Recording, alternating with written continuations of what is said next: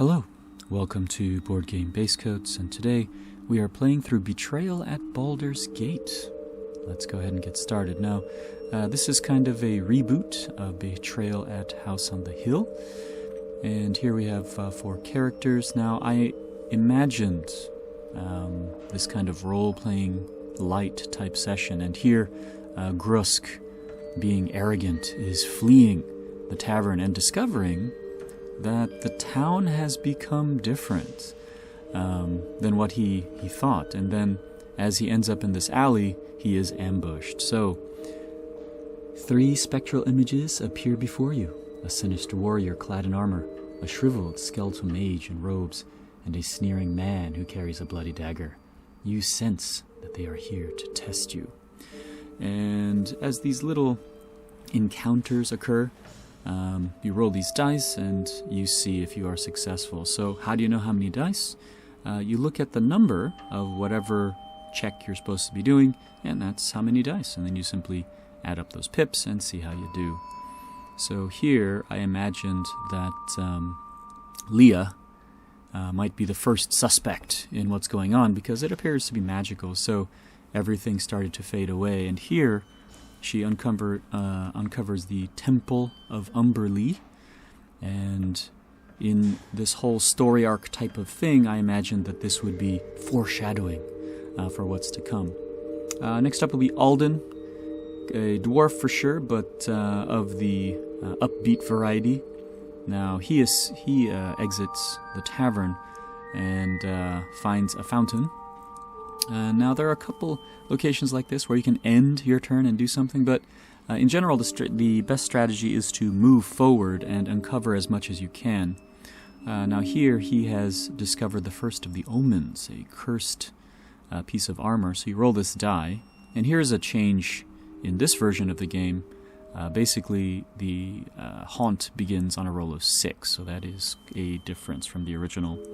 Finally, our character Tasha, kind of small. I guess she would be our protagonist, because she would be ostensibly, quote-unquote, the weakest. All right, so she also finds a haunt.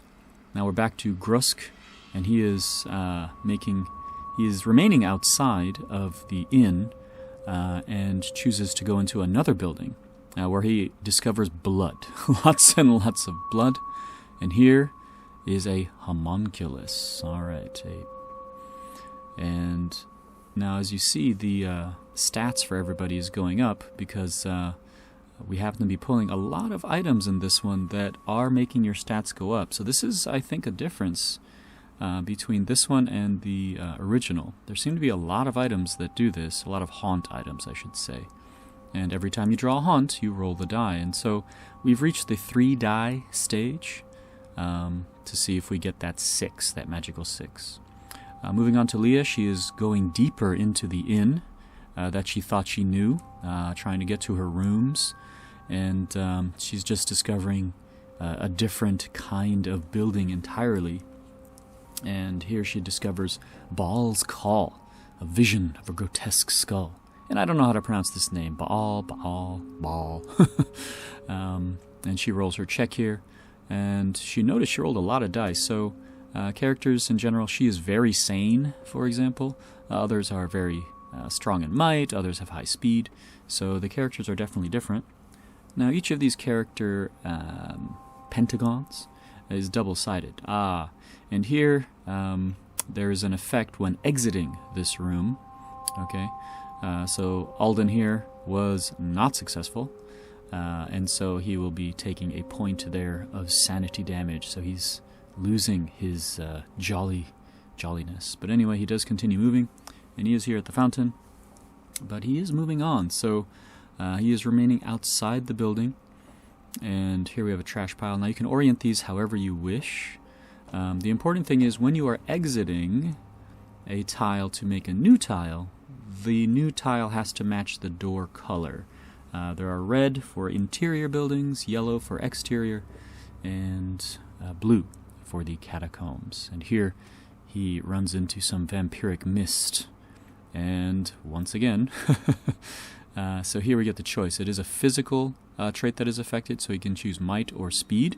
And once again, he is not successful. So when we play this, we kind of have this kind of light role-playing vibe. So we talk about it and we read the little flavor descriptions and such. And actually, I was very tempted to do that for this video. As you can see, I chose a more stark lighting scheme for this video. But in the end, I decided against it. Just the pacing is just a bit too fast. And if I were to do it narrative, I'd have to leave long stretches of kind of empty screen. And yeah, that probably would not be interesting. Anyway, we're moving on here. And Grusk is going to go ahead and move into a trading post. Now, I mentioned the strategy of trying to discover rooms, and that really is a big strategy. Now, you see here he left a room, so he has to deal with that. Now, he is successful. But a strategy really is to expand rooms and really just arm yourselves. Now, in the game, you really don't know what the haunt will be. It's very random. And there is a variant where you can select the haunt.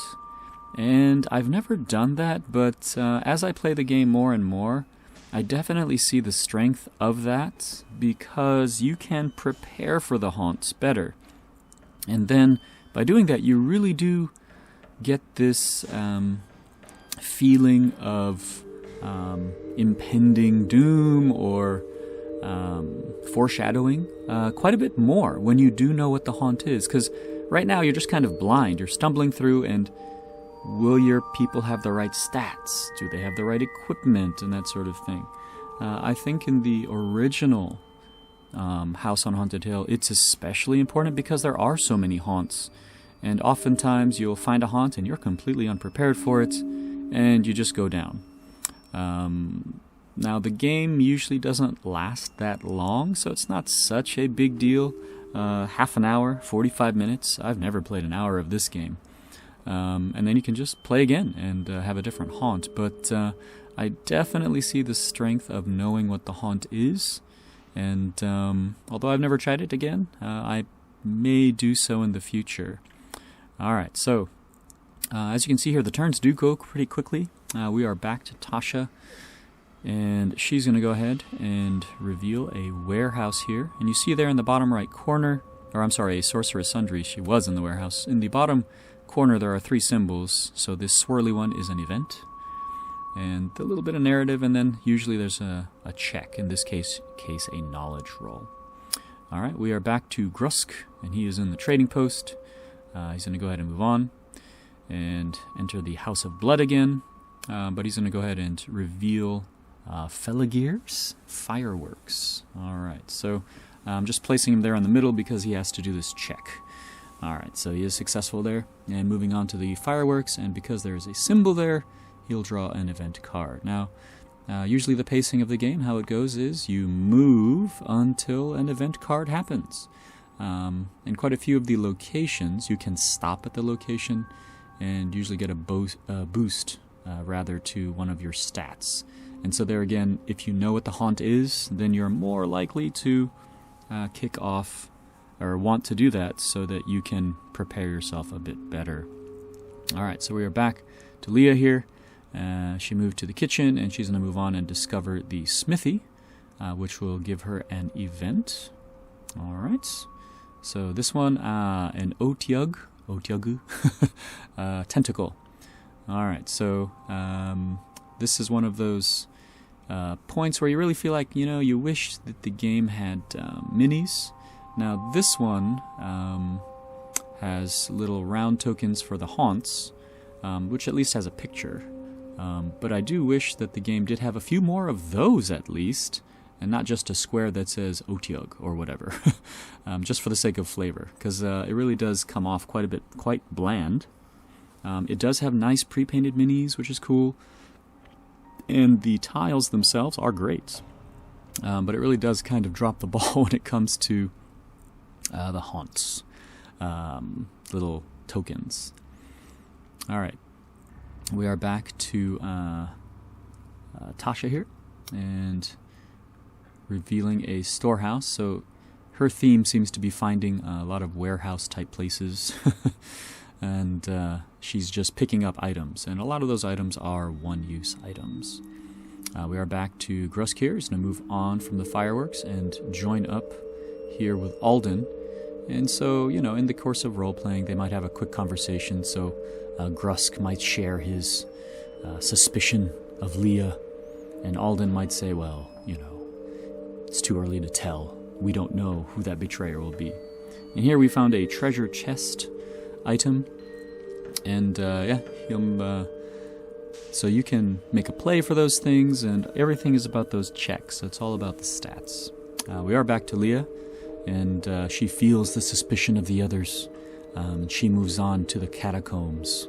And usually these basement-type areas are extremely dangerous.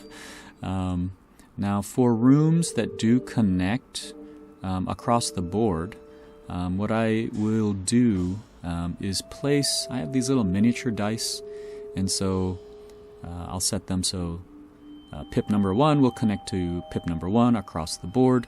And I do recommend this to you as a visual, because it really does get lost, especially once the haunt occurs and you really do have to run around the board for a lot of those. Knowing where one room connects to another is extremely important, so I do recommend that trick to you. And as the game goes here, you'll see this mysterious dice pop up here and there. That is their function, just to indicate where one room connects to another. And here we have Natasha with an infernal pact. A handsome man appears from the shadows, offering to help. His soothing words assure you of good things, but based on the dice, we'll see how they go. So it actually went positively for her that time. Alright, so we are back to Grusk, and he will reveal a watch post here. Now, all the characters, as I say, they are double-sided, and some have special abilities, so they'll have extra special tokens, like Grusk here. He has those 2 healing word tokens on his tray there. And you see Leah here has a bunch of those little round tokens. Now, those are for when you stop at a location and use its effect. You only get to use it once for the game, so you would simply place one of those on that tile. Alright, so Leah's going to continue her exploration here of the catacombs and discovers an omen, the Eye of Venka. Alright, so she's going to make, so here, gain 1 knowledge, lose a knowledge if she loses control, and then there's a power here for the Eye of Venka. Alright, so now at the bottom of all these omen cards, you make a haunt roll. Alright, so right now we have all those crows, which is the total number of haunts cards that have been found, and oops, we have triggered the haunt. So we whip out the charts. We have the Eye of Venka found in the Cobalt hideout, and this reveals Haunt 3. So we check it out, Haunt 3, and oh, no one's the traitor. Alright, so Leah was not behind it all. And then we go to that, and we read this, and here's everything that we have to do as far as how the haunt behaves. And we start our setup here. Alright, so our Umber Hulk token there with a picture, which is nice. We have to go back to the Temple of Umberlee. Alright, so there it was. This was one of the first rooms we found, so there we go for foreshadowing, right? Here's the track used in a lot of them. I'm just going to put an obstacle token on it. There were 4 players plus 1, and here are quest tokens to help shore up the room. Alright, so once those 2 obstacle tokens are gone, the game is over and the heroes have lost. Alright, so our Umber Hulk here is going to rip right through, and you see there that red 4 die connecting that cursed statue elsewhere. The Umber Hulk here is tearing through the building here, trying to get to the Temple of Umberlee, and our little halfling there screams as she sees the Umber Hulk tear by. Alright, and that ends 1 round already. Alright, we are now in the haunt phase, and the players right now have to run to the temple and shore it up. Alright, so teamwork. Alright, so this was kind of a nice one. Again, this was totally random. I didn't know which of the haunts would appear, but this was a pretty good one.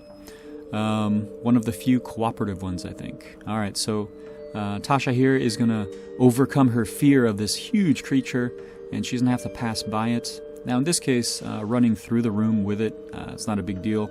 it's only when you start the turn with the Umber Hulk that problems occur. So anyway, she has tons of movement, so she's going to run right through, and she's the first to reach the Temple of Umberlee. Alright, so here's what she's going to do there. So this is a special action from the scenario, and I'm going to go ahead and put the tray in the frame here just to move things along quickly. And she failed to shore it up. Maybe she wasn't strong enough that time. Grusk here, feeling very apologetic, or a little chagrined perhaps, that Leah was not the cause of all this mystical insanity, makes his run for the temple as well. Alright, so, and you can see here, when you know the haunt, suddenly you're focused, and here again, little moments of roleplay. He's there with Alden, saying, "Oh, we can do this." Alright, so Leah, she's going to go ahead, and she has to move to the temple as well. And she has to deal with this Atiug.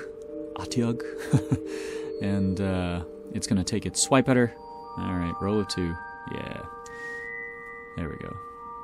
Alright, so we'll roll there. Alrighty. Yeah, so. Alright. Not successful. So her might was only 2, and she has to, so there, after the haunt's begun, whenever hero attempts it, the player on the hero's right makes the might 3 attack. If the hero wins, discard the token and the card. If the hero wins by 3 or more, you also gain 1 might. Alright, so we had a mean lock here. When you take physical damage, you take mental damage instead. So instead of losing something from the physical, she's going to take it from the mental. Now, she's careful not to take it from knowledge, because she needs knowledge to successfully beat this haunt, okay? So, again, here again is where knowing what the haunt is definitely is important, because Alden especially has very low knowledge, alright? So he might have tried to boost that up. Anyway, our Hulk here has reached the Temple of Umberlee, which is a problem, because he's going to try to start destroying this defense here. And as you can see, he's got a ton of dice, so it's just insane. So there goes one obstacle, one more obstacle, and the heroes have lost. Alright, so slide that down though. Can they make it? Can they make it? Alright, so it is a race, for sure. It is Alden's turn here, so he's at the Executioner's block. And he's going to go ahead and move and move and move. And he was close enough to get to the Temple of Umberlee. Very nice. Alright, so again, he's going to try to shore up the temple. And he has to use that knowledge roll and roll a 4 or better, which is definitely difficult for him. And miraculously, he does very well. Alright, so we're going to take one of these quest tokens and put it there. So I said earlier that some of these tokens are very bland, and it's fine for some, and they're used in different ways in different scenarios, so I do understand. But I feel like at least the monsters, all the monsters could have been pictures like the Umber Hulk. And not just the haunt monsters. Anyway, we are back here to Tasha. Alright, so here we are. She's in the room at the start of the turn. Oh, with the Umber Hulk, so does terribly. And so she has to attack a hero in range, which is poor Alden. And so you take your physical ability, in this case might, so she rolls 3 dice, and wow, 5. Alright, so here's how attacking works. So she rolled a 5 on that 3 dice, and then we take Alden's might. He had 4 dice, and then we compare the totals, okay? And then we take the difference. Now he had cursed armor, which will block a point, so yeah. She actually did 1 point of damage to him, but the armor blocked it, so he took no damage. Anyway, it is her turn. She could still act, which is nice.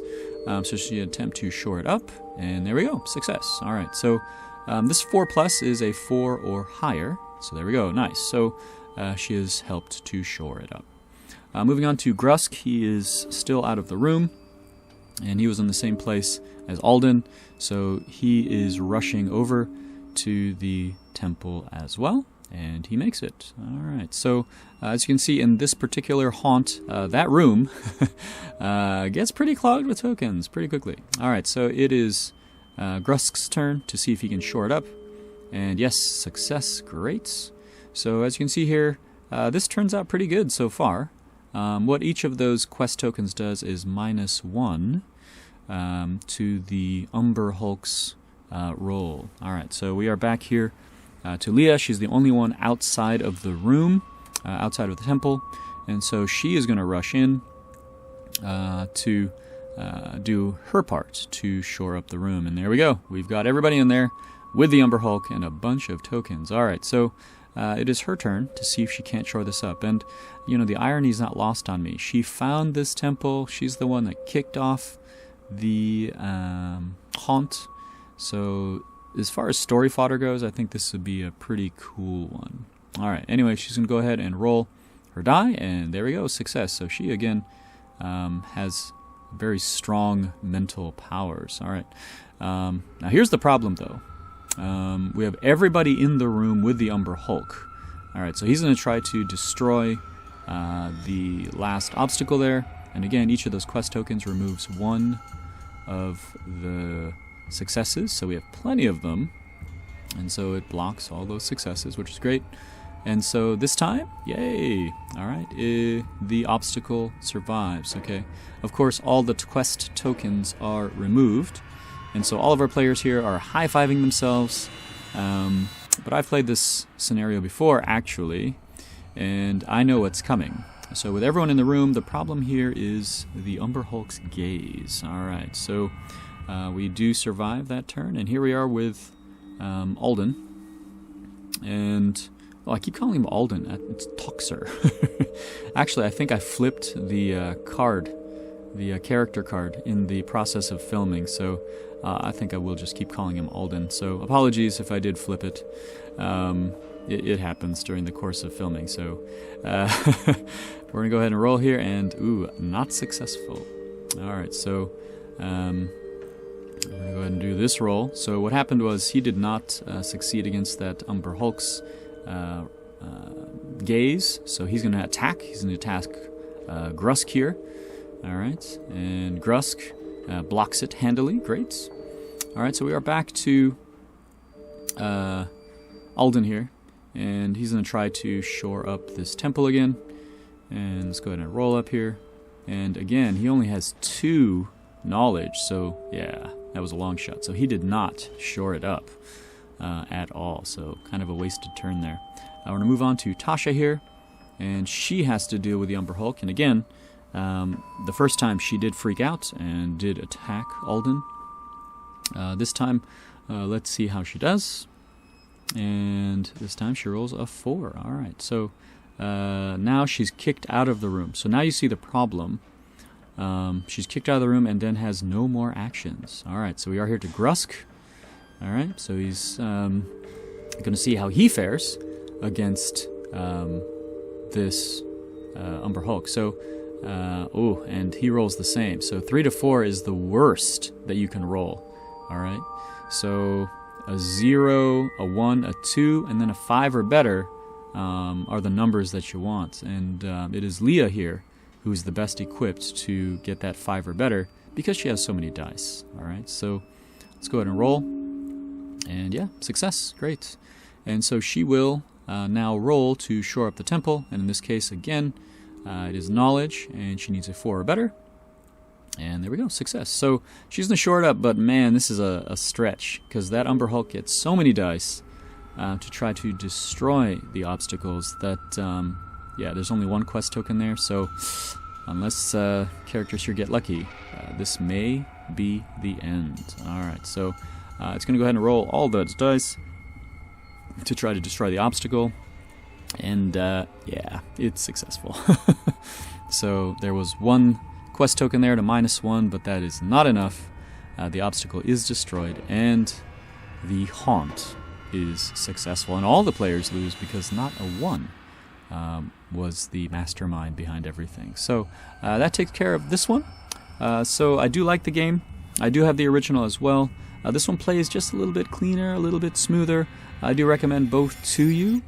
The other because it has more, this one because it plays smoother, especially with the haunts. But that takes care of another one. Thanks a lot for watching. Bye.